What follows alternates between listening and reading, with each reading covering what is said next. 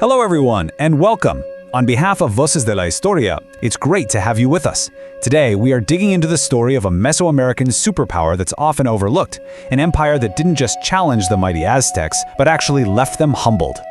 You know, when you think of the great pre-contact empires in the Americas, a couple of names immediately pop into your head, right? The Aztecs, the Incas. But what if I told you there was a third? A seriously powerful, centralized kingdom that stopped the Aztec war machine dead in its tracks. Well, today, we're talking about the Tarascan Empire. That's right. History often paints this picture of just two giants, the Incas down south and the Mexica, who we call the Aztecs, up north.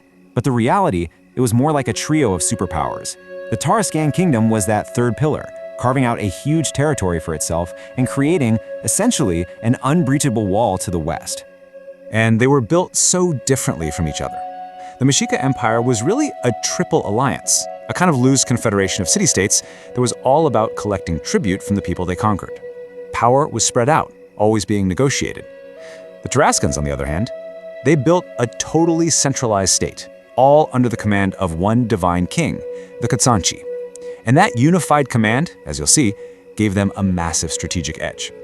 So, who exactly were the people who built this incredible state? This is where the story gets really interesting.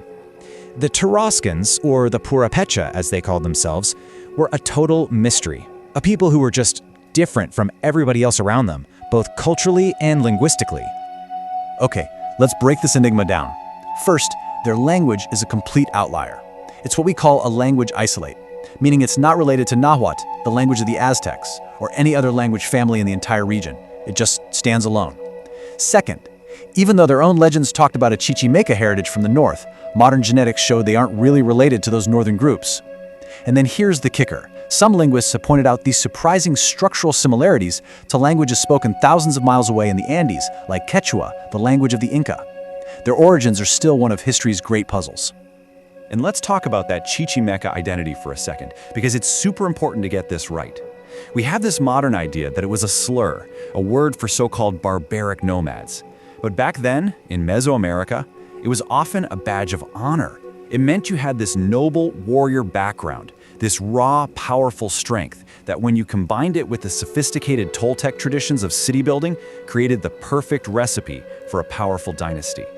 And don't just take my word for it. This quote from a 17th century historian just says it all. Calling a king Chichimeca was the absolute highest compliment.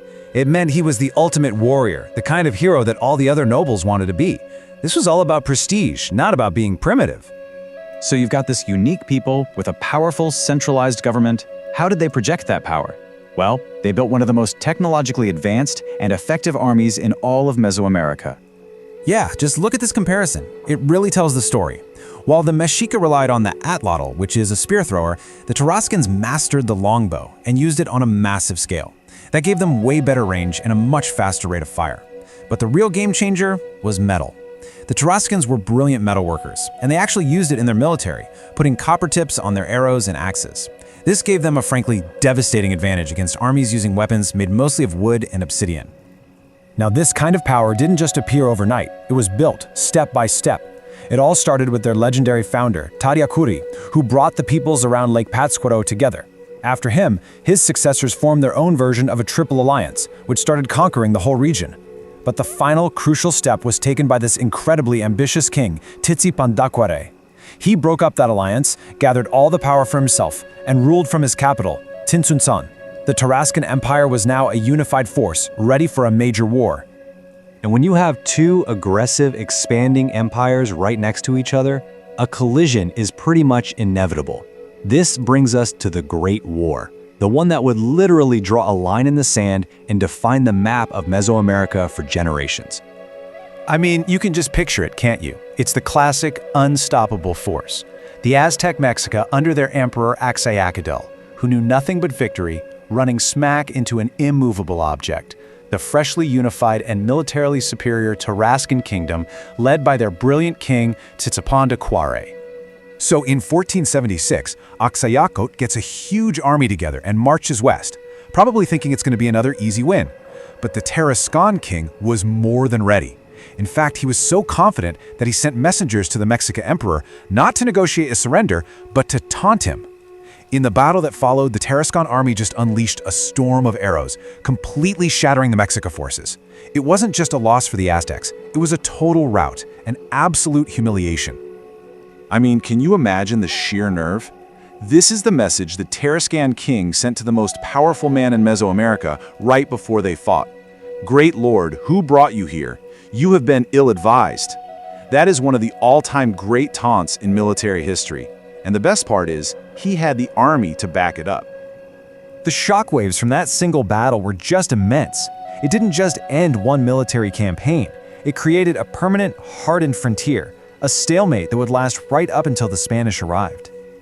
Oh yeah, the Mexica definitely learned their lesson. They never tried a full-scale invasion again.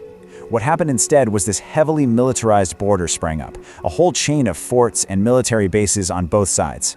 It became a kind of Mesoamerican Cold War.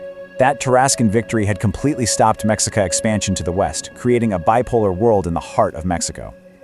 And if you need one single number to understand just how final this result was, here it is: 0. That's the number of times the Aztec army managed to break through the Tarascan frontier after that defeat. Never again. That western wall held strong, a powerful testament to this incredible, forgotten empire. And all of this leaves us with a really fascinating what-if question. We all know how Hernán Cortés was able to exploit the divisions within the Aztecs' tribute system. But just imagine, for a moment, a different scenario. One where the Spanish arrive and find not one, but two powerful, centralized, and deeply hostile native empires. How differently might the story of the conquest of Mexico have unfolded then?